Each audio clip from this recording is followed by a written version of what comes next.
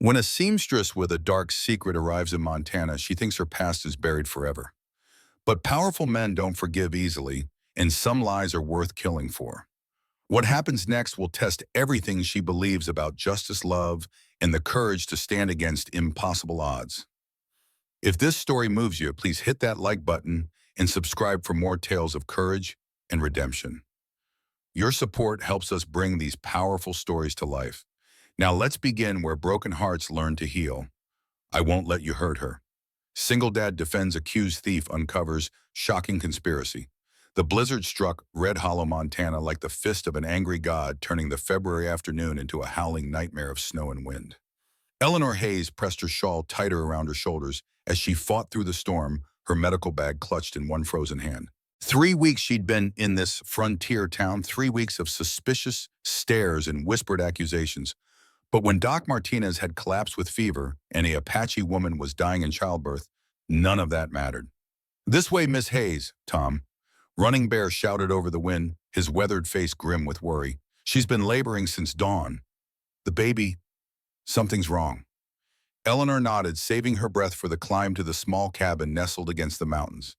Inside, the air was thick with smoke and prayer songs. A young Apache woman, barely 18, lay gasping on a bed of furs, while older women chanted softly around her. Eleanor had seen enough difficult births to recognize mortal danger. "What's your name?" Eleanor asked gently, kneeling beside the girl. "Morning Star," the woman whispered in halting English. "Baby, not coming." Eleanor examined her quickly, her trained hands finding the problem immediately. The cord was wrapped around the baby's neck, and Morningstar was bleeding internally. Without intervention, both mother and child would die within the hour. "I need hot water, clean cloths, and whiskey," Eleanor commanded, her voice cutting through the chanting. The older women looked uncertain until Tom translated rapidly in Apache. "Now." For the next 2 hours, Eleanor fought death itself, her hands steady despite the cold, worked to reposition the baby while stemming Morningstar's bleeding. The ancient midwifery techniques her grandmother had taught her, combined with newer medical knowledge, as she worked by lamplight in the storm-battered cabin. Finally, as the wind began to die outside, a baby's cry pierced the air. The women gasped in wonder as Eleanor lifted a perfect, healthy boy, his skin red and wrinkled, but his lungs strong. But Morningstar lay too still, her breathing shallow. "The bleeding hasn't stopped," Eleanor muttered, working quickly to deliver the afterbirth and pack herbs against the wounds. "Come on, fight. Your son needs you." Slowly, gradually, Morningstar's breathing strengthened. When the young mother opened her eyes and saw her son, tears tracked down her cheeks. "Thank you," she whispered. You gave me everything." Eleanor cleaned her hands in the snow outside, exhaustion hitting her like a physical blow. The storm had passed, leaving the world crystalline and silent under starlight. She'd saved 2 lives tonight, proved her worth as a healer, but she knew it wouldn't change how Red Hollow saw her. A horse's hoofbeats approached through the snow. Eleanor tensed, recognizing the rider before he dismounted. Caleb Rowan, the town's most dangerous outcast, leading a black stallion that moved like liquid shadow. He was tall, broad-shouldered, with gray eyes that missed nothing and a face that spoke of hard choices and harder consequences. "Heard Doc Martinez sent you up here," Caleb said quietly, his breath misting in the cold air. "Dangerous ride in this weather." "Dangerous not to make it," Eleanor replied, studying his face in the lamplight spilling from the cabin windows. A woman was dying. Something flickered in Caleb's expression, approval perhaps, or recognition of shared values. "Tom Running Bear rode to my place, said you saved Morningstar and the baby both. Said it was like watching a miracle." Eleanor felt heat rise to her cheeks despite the cold. "I'm a midwife. It's what I do." "Not many folks in Red Hollow would have made this ride," Caleb observed, "especially not for Apache folks. Some would say it's not wise getting involved with people the town already views with suspicion." "Some people say a lot of things about me," Eleanor said, her voice hardening. "Most of it untrue." Caleb nodded slowly. "Truth is a rare commodity around here. Seems you might be carrying more than your share of it." Before Eleanor could respond, Tom Running Bear emerged from the cabin, his face radiant with gratitude. He spoke rapidly in Apache to Caleb, gesturing toward Eleanor with obvious respect. "He says Morningstar wants to give you a name in their tradition," Caleb translated. "Healing woman. It's a great honor." Eleanor felt tears prick her eyes. In 3 weeks, Red Hollow had shown her nothing but suspicion and barely concealed hostility. But these people strangers, until tonight, were offering her something precious recognition of her true self. "I'm honored," she managed. "Tom's offering to escort you back to town," Caleb said. "Trail's treacherous at night after a storm. What about you?" The question slipped out before Eleanor could stop it. Caleb's mouth quirked in what might have been a smile. "I've got business in the mountains." "But Miss Hayes," he paused, those gray eyes intense in the starlight. "What you did tonight, that takes courage and skill. Don't let anyone in Red Hollow convince you otherwise." He swung back into his saddle and rode into the darkness, leaving Eleanor with questions she couldn't answer and a strange warmth that had nothing to do with the cabin's fire. The ride back to Red Hollow was quiet, Tom Running Bear, a steady protective presence beside her. But as they approached the town's outskirts, Eleanor's temporary peace shattered. Lights blazed in the sheriff's office, and a crowd had gathered despite the late hour. "What's happening?" Eleanor asked, but Tom was already frowning, his weathered face creased with concern. "Trouble," he said simply. "We waste trouble when too many white men gather at night." Eleanor's stomach clenched with familiar dread. In 3 weeks, she'd managed to avoid major confrontations, keeping her head down and working quietly in the small room she rented from Mrs. Chen. But tonight felt different. Tonight felt like the past catching up with her in ways she couldn't control. They rode down Main Street toward the commotion, and Eleanor's worst fears materialized as Sheriff Dockery emerged from his office, a telegram clutched in his meaty fist, his small eyes fixed on Eleanor with unmistakable triumph. "Well, well," Dockery called out, his voice carrying clearly in the cold air. "Look what the storm blew back to town. Miss Eleanor Hayes returning from God knows what midnight business." The crowd turned toward Eleanor as she dismounted, their faces shadowed and hostile in the flickering torchlight. She recognized most of them storekeepers, ranchers, the wives who'd eyed her with suspicion since her arrival. But tonight their expressions held something uglier than mere distrust. "Sheriff," Eleanor said carefully, her midwife's bag still clutched in her hand, "is there some problem?" "Problem?" Dockery laughed harshly. "Oh, Miss Hayes, there's a mighty big problem indeed. Seems your reputation has followed you all the way from Denver." He waved the telegram like a weapon. "Got this wire tonight from Sheriff Porter. Seems you're wanted for questioning in the theft of valuable jewelry from a prominent Denver businessman. Seems you ran before they could arrest you proper." The crowd murmured, their interest sharpening with the scent of scandal. Eleanor felt the familiar sick dread rising in her throat, but forced herself to stand straighter. "That's not true," she said clearly. "I left Denver to escape false accusations made by a man who couldn't accept being refused." "False accusations?" Mrs. Fletcher, the banker's wife, stepped forward with vicious satisfaction. "That's what they all say, isn't it? But honest women don't run from the law in the dead of night." "I didn't run from anything," Eleanor protested. "I left to start over somewhere. My reputation hadn't been destroyed by lies." "Lies," Dockery's voice rose. "You calling a fellow lawman a liar because this telegram comes straight from Denver's sheriff's office, and it paints you as a thief and a seductress who preys on decent men." The words hit Eleanor like physical blows. Victor Langley's poison had followed her across 300 miles, reaching into this remote mountain town to destroy the fragile peace she'd tried to build.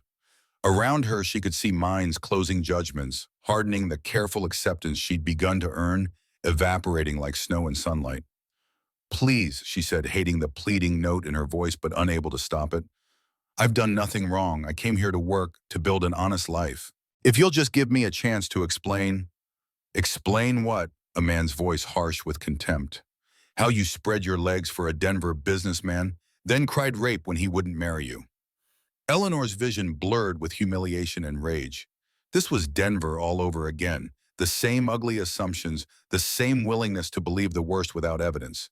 But here she had even less protection, no friends to speak for her, no family connections to provide even minimal shelter from the storm. "That's enough." The voice cut through the crowd's murmurs, like a blade, quiet but carrying absolute authority. Eleanor looked up to see Caleb Rowan emerging from the shadows, his presence somehow shifting the entire dynamic of the confrontation. He moved with predatory grace, one hand resting casually on the gun at his hip, his gray eyes fixed on Sheriff Dockery with unmistakable challenge. "This doesn't concern you, Rowan," Dockery said, But Eleanor heard uncertainty creep into his voice. Man threatening a woman in the middle of the street concerns everyone, Caleb replied evenly, especially when that woman just spent 2 hours saving a mother and child's lives. The crowd shifted uncomfortably. Eleanor realized that Tom Running Bear had disappeared, probably wisely avoiding involvement in white folks' business, but word of tonight's emergency had already begun to spread. She's a criminal, Mrs. Fletcher spat. A thief and a whore run out of Denver for crimes she won't confess. Something dangerous flickered in Caleb's expression. That's a serious accusation, Mrs. Fletcher. You got proof to back it up. The telegram, Dockery began, is a piece of paper from 300 miles away, Caleb interrupted. Could say anything, could be from anyone. Far as I can tell, Miss Hayes has been nothing but respectful since arriving here. Minds her own business, helps folks when they need it, causes no trouble. He moved closer to Eleanor, not touching her, but clearly aligning himself with her position. Seems to me if she was the kind of woman you're describing, we'd have seen evidence of it by now. Eleanor felt something crack open in her chest, a warmth that had nothing to do with gratitude and everything to do with the simple miracle of being believed. This man, this dangerous stranger, was risking his own standing to defend her when no one else would. You're making a mistake, Rowan, Dockery warned. Defending her will just paint you with the same brush. Wouldn't be the first time, Caleb said with grim amusement. Besides, if being broken disqualifies someone from dignity, this whole town better stop throwing stones. The crowd went silent. Eleanor stared at Caleb, understanding flooding through her. He knew exactly what it felt like to be judged, condemned, treated as guilty until proven innocent. He was defending her not just from kindness, but from shared experience of injustice. Fine, Dockery said, finally his face red with frustrated authority. She can stay for now, but the first sign of trouble, the first hint of impropriety, and she's gone. You hear me, Rowan? You're vouching for her now. Her sins become yours. Fair enough, Caleb said quietly. But Sheriff, next time you want to publicly humiliate someone based on secondhand accusations, you might want to make sure you've got your facts straight first. The crowd began to disperse, muttering among themselves, their hunger for scandal partially satisfied, but not entirely slaked. Eleanor stood in the melting snow, still clutching her medical bag, watching the man who just irrevocably linked his fate to hers. Why? She asked when they were alone on the street. Why what? Caleb's voice was carefully neutral. Why defend me? You don't know me, don't know if those accusations are true. Helping me just made you enemies in a town where you can't afford more enemies. Caleb was quiet for a long moment, his breath misting in the cold air. 5 years ago, I killed a man in this street, he said finally. Self-defense clear as day, but that didn't stop half the town from deciding I was a murderer.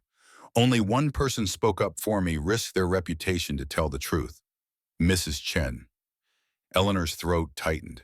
She remembered Mrs. Chen, the Chinese woman who ran a small boarding house with quiet dignity, despite the prejudice she faced. That kindness saved my life, Caleb continued. Figured it was time to pass it along. He touched the brim of his hat in a gesture that was somehow both formal and intimate. Good night, Miss Hayes. What you did for Morning Star, that was the work of a healer, not a criminal. Some of us can tell the difference. As he disappeared into the darkness, Eleanor stood alone on the empty street and felt the weight of what had just happened settling around her. She'd gained a defender, but she'd also gained enemies. The telegram from Denver meant Victor Langley's poison had found her even here in this remote mountain town where she'd hoped to build a new life. But for the first time in months, she didn't feel entirely alone. Caleb Rowan had stood between her and the mob's judgment, had claimed her as someone worthy of protection. The memory of his quiet voice saying, "I won't let you hurt her," without speaking the words aloud, would warm her through the cold nights ahead. Tomorrow she would face the consequences of tonight's confrontation. Tomorrow she would have to prove herself worthy of the faith one dangerous man had shown in her character. Tonight, though, she would remember the weight of a newborn in her hands, the sound of a first breath drawn against impossible odds, and the gray eyes of a man who'd recognized truth when others saw only scandal. Some battles, Eleanor reflected as she walked toward Mrs. Chen's boarding house, were worth fighting even when victory seemed impossible. Some alliances were worth forging even when the cost ran higher than expected. The question was whether she had the strength to see this one through to whatever end awaited them both. 3 months after the blizzard night that changed everything, Eleanor Hayes stood in her own dress shop measuring Mrs. Patterson for a Sunday dress. The morning light streamed through clean windows onto bolts of fabric arranged with careful precision, and the scent of lavender sachets mixed with the earthy smell of new cotton. Her hands moved with practiced ease, pinning and marking, but her mind was on the conversation happening just outside her door. "I don't care what anyone says," Mary Hernandez was telling her friend in a voice meant to carry. "That woman saved my cousin's life. Morning Star speaks of her like she's some kind of angel." Eleanor kept her expression neutral as she worked, but warmth bloomed in her chest. Word of that night had spread through the Apache community and slowly into the broader population of Red Hollow. It hadn't erased the suspicion entirely, but it had complicated the simple narrative of Eleanor as a dangerous outsider. "Turn slightly to the right, Mrs. Patterson," Eleanor murmured, adjusting the fabric at the older woman's shoulder. Mrs. Patterson, wife of the town's largest rancher, had been one of Eleanor's first customers to return after the telegram incident. A practical woman who valued skill over scandal, she'd quietly commissioned 3 dresses and spread word that Miss Hayes's needlework was the finest she'd ever seen. "That blue would look lovely on you," Eleanor continued, nodding toward a bolt of cornflower calico. "It matches your eyes." "Flattery will get you everywhere," Mrs. Patterson said with a chuckle, but Eleanor could see she was pleased. "Though I suppose you're right. At my age, I should embrace what advantages I have left." The shop bell chimed, and Eleanor looked up to see a small girl hovering in the doorway. She was perhaps 8 years old with dark hair in braids and enormous brown eyes that seemed to hold old sadness. Eleanor had seen her before, always at a distance, always watching with that peculiar intensity children sometimes developed when the world had taught them to be wary. "Come in, sweetheart," Eleanor said gently. "What can I do for you?" The child stepped in Maman but remained silent, her gaze moving over the bolts of fabric and finished garments with obvious fascination. Mrs. Patterson glanced at her and frowned slightly. "That's the Rowan girl," she said quietly. "Poor thing hasn't spoken a word since her mother died 3 years ago. Some say she's simple, but I think she's just broken." Eleanor's heart clenched. "Rowan? As in Caleb Rowan. His daughter Hope. He keeps her close protective as a she-bear with a cub. Can't say I blame him after what happened to Martha." Before Eleanor could ask for details, the bell chimed again, and Caleb himself appeared in the doorway. He was clean-shaven and wearing what looked like his best shirt, his gray eyes immediately finding his daughter with obvious relief. "Hope," he said gently, "you can't just wander off like that." The little girl ran to him, burying her face against his leg. Eleanor saw Caleb's hand stroke her hair with infinite tenderness, and something shifted inside her chest. This dangerous man, this feared gunfighter, was gentle as a lamb with his silent daughter. "I'm sorry," Caleb said to Eleanor. "She saw you through the window and—" He trailed off, seeming unsure how to explain. "She's fascinated by pretty things," Mrs. Patterson said with unexpected kindness. "Always stops to look at the dress displays when we pass." Eleanor knelt to the child's level, careful not to move too quickly. "Would you like to see some fabric? Hope I have some with flowers that might interest you." Hope peeked out from behind her father's leg, curiosity warring with shyness. Slowly she nodded. Eleanor moved to a cabinet and pulled out a length of yellow silk printed with tiny wildflowers. "This came all the way from San Francisco," she said softly. "Feel how smooth it is." Hope reached out tentatively, her fingers barely brushing the fabric before her eyes widened with wonder. She looked up at Eleanor, and for just a moment, something like recognition passed between them. Two souls who understood what it meant to be damaged, to be seen as less than whole. "Beautiful, isn't it?" Eleanor murmured. "Would you like to help me organize these thread colors while your father and I talk?" Hope nodded solemnly and accepted the wooden box of thread spools Eleanor offered. She settled into a corner, arranging and rearranging the colors with intense concentration. "She doesn't usually take to strangers," Caleb said quietly, watching his daughter with amazement. "Perhaps she recognizes a kindred spirit," Eleanor replied, then felt heat rise to her cheeks at the intimate implication of her words. Mrs. Patterson cleared her throat meaningfully. "I believe I'm finished here, Miss Hayes. The measurements look perfect. When should I come back for the fitting?" "Thursday afternoon," Eleanor suggested, grateful for the interruption.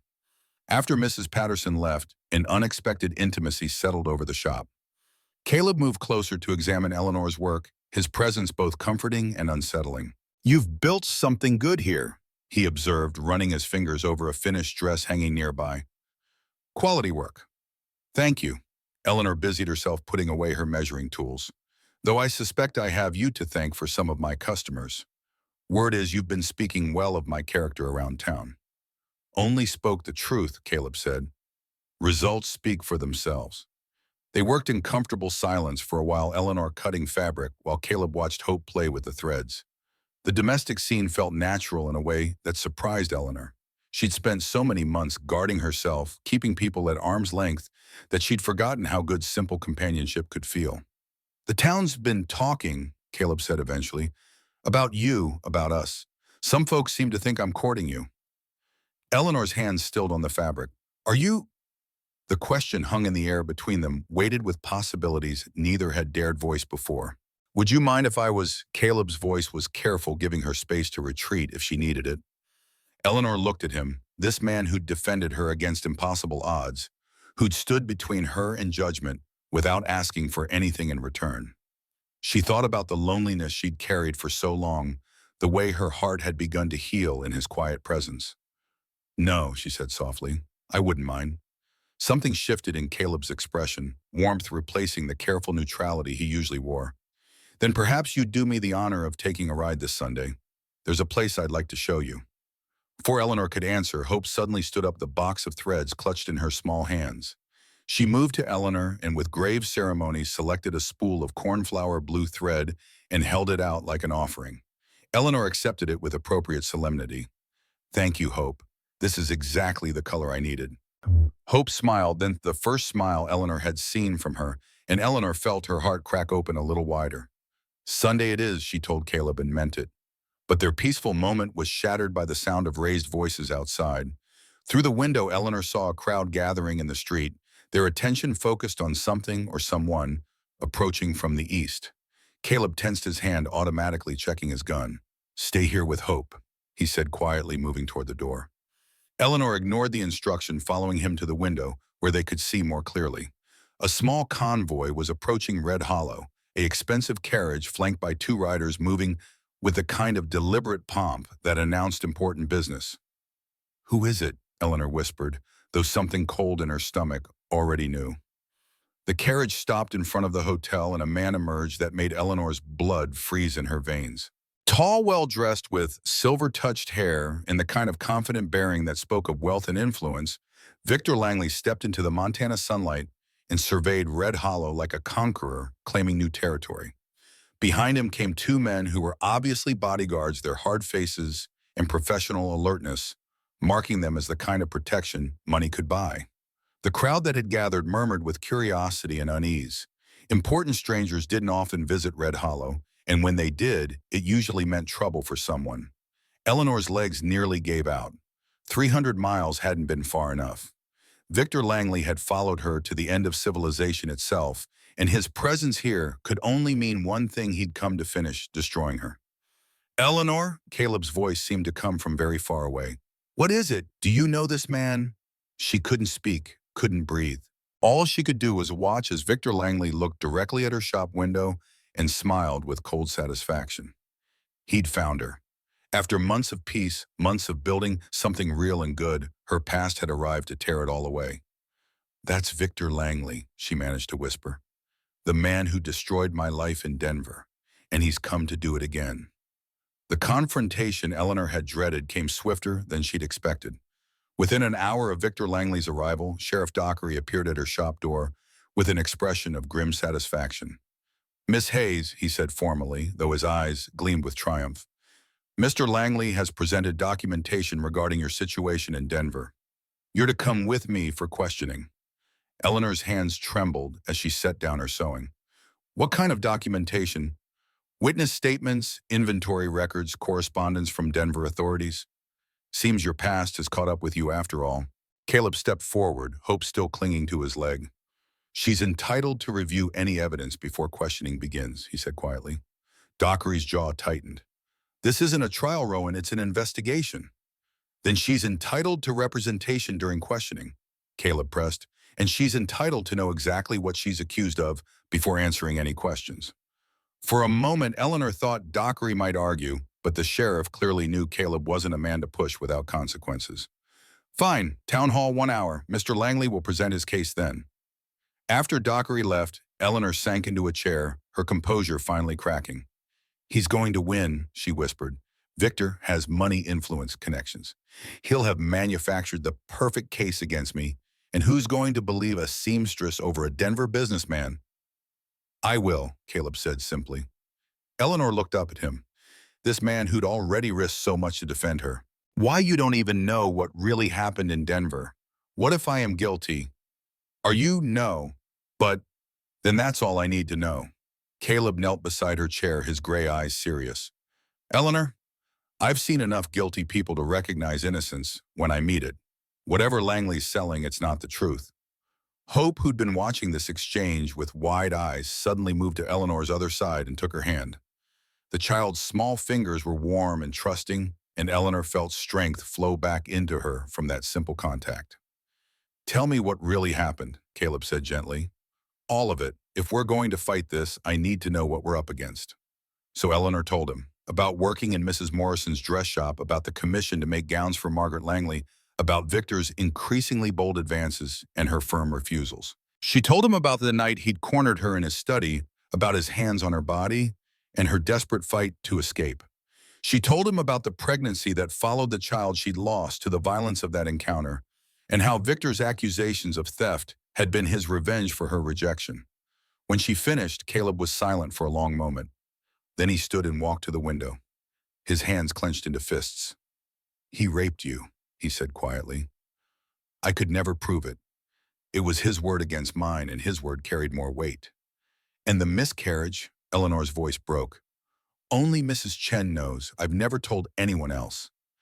Caleb turned back to her, his expression harder than winter stone. That changes everything, Eleanor.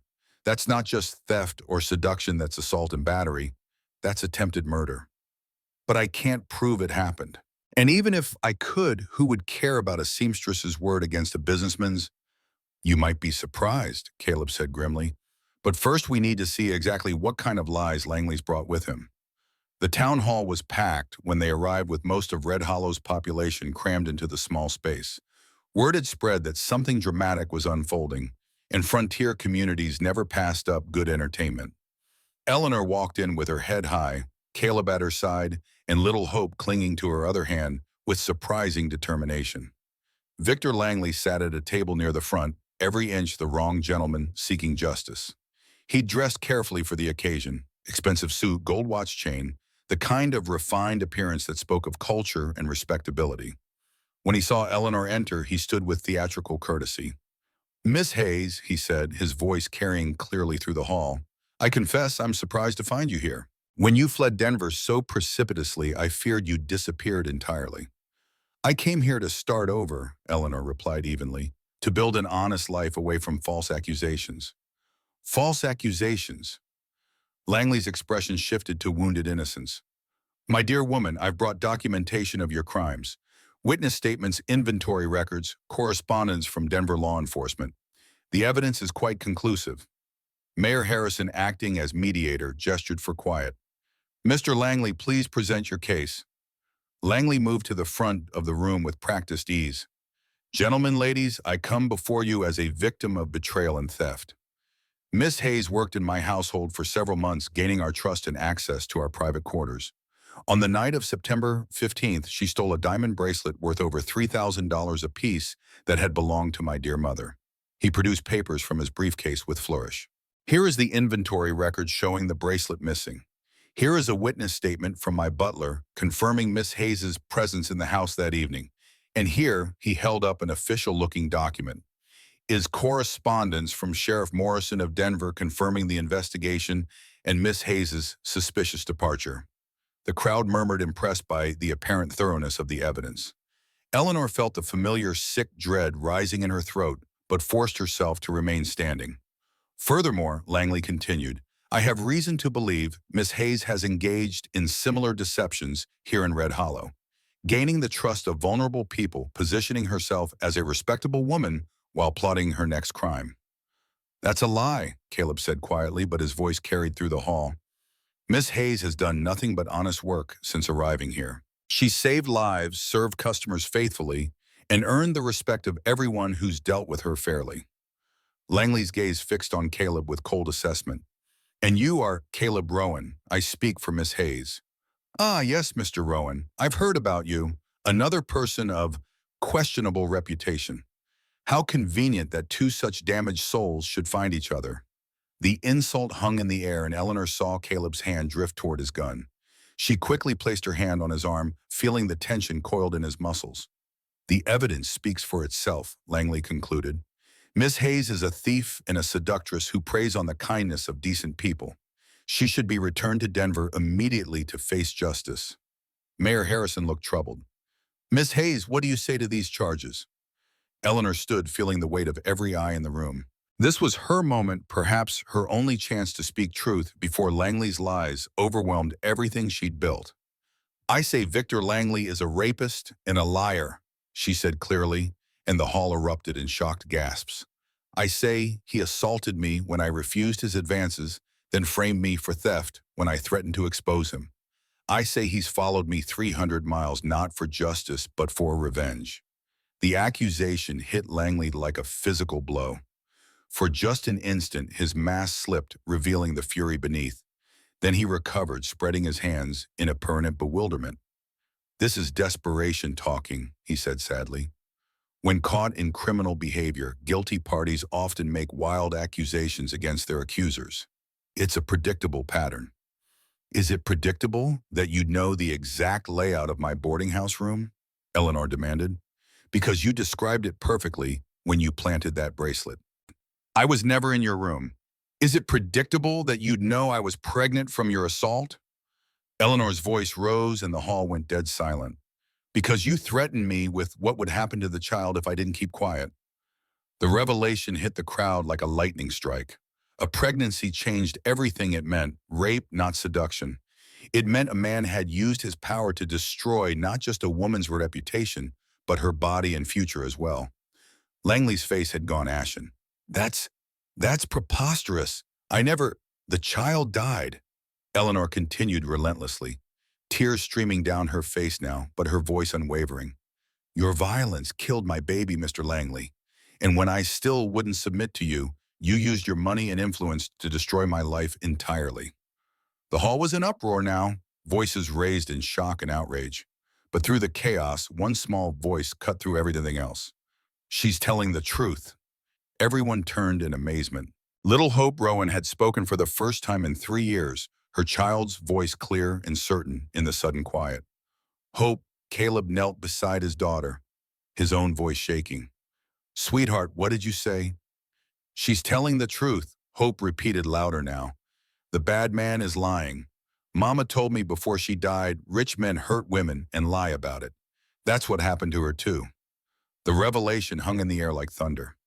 Hope's selective muteness had been legendary in Red Hollow, and her sudden speech felt like divine intervention to a community starved for clear answers. But Langley wasn't finished. The emotional testimony of a troubled child doesn't constitute evidence, he said, though his voice lacked its earlier confidence. I have documentation. Documentation can be forged, a new voice interrupted. Dr. Martinez stepped forward from the crowd, his weathered face grave. But medical evidence cannot be falsified. All eyes turned to the elderly physician. Dr. Martinez, Mayor Harrison prompted. When Miss Hayes first arrived in Red Hollow, I examined her as part of standard health protocols for new residents, the doctor said carefully. I found evidence of recent childbirth and significant internal scarring, consistent with violent assault. He met Eleanor's eyes with gentle respect. With Miss Hayes' permission, I'm willing to testify that her physical conditions supports her account of events, not Mr. Langley's. Eleanor nodded, past caring about privacy when her entire future hung in the balance. The tide had turned. Eleanor could see it in the faces around her, doubt creeping in, where certainty had been questions being asked about Langley's too perfect evidence and his immediate rush to judgment. But the final blow came from an unexpected source. Mrs. Chen stood up in the back of the hall, her small frame somehow commanding attention. "I have something to say," she announced in accented but clear English. "About the night Miss Hayes lost her baby." Langley went rigid. "This woman has no standing." "This woman," Mrs. Chen interrupted firmly, "was there when Miss Hayes arrived in Red Hollow. Was there when she collapsed in my kitchen from blood loss and fever. Was there when she cried for a child she would never hold." She moved forward, her dark eyes fixed on Langley with unmistakable hostility. "I also know about shame, about powerful men who hurt women and face no consequences." But sometimes her voice rose. Sometimes the truth finds a way to speak. She reached into her bag and pulled out a small bundle wrapped in cloth. "Miss Hayes kept this," she said, unwrapping a tiny knitted baby cap. "The only thing she had left of her child. She asked me to burn it, said it hurt too much to keep. But I saved it instead, thinking someday she might want to remember the love, not just the loss." The sight of that small, perfect cap reduced the hall to absolute silence. Even the most hardened frontiermen understood the weight of what they were seeing. Evidence of a mother's love of a life stolen before it could begin. "That changes nothing," Langley said, but his voice was barely a whisper now. "Criminals often suffer consequences for their actions. The only criminal here is you," Caleb said, standing slowly. His voice was quiet, but it carried the promise of deadly violence. "And if you ever threaten her again, if you ever come near her again, if you ever speak her name again, I will kill you. Not in anger, not in passion, but as a simple matter of justice." The threat was stated so calmly, so matter-of-factly, that nobody doubted Caleb meant every word. Langley stepped back involuntarily, his elegant facade finally cracking completely. "This is a travesty of justice," he managed. "I came here with legitimate evidence." "You came here with revenge," Mayor Harrison said coldly. "And you found something you didn't expect, a community that protects its own." The mayor stood his decision clear in his bearing. "Miss Hayes, based on the testimony we've heard today, I find no grounds for extradition to Denver. Mr. Langley, I suggest you leave Red Hollow immediately and consider yourself fortunate that these proceedings have remained civil." The hall erupted in celebration.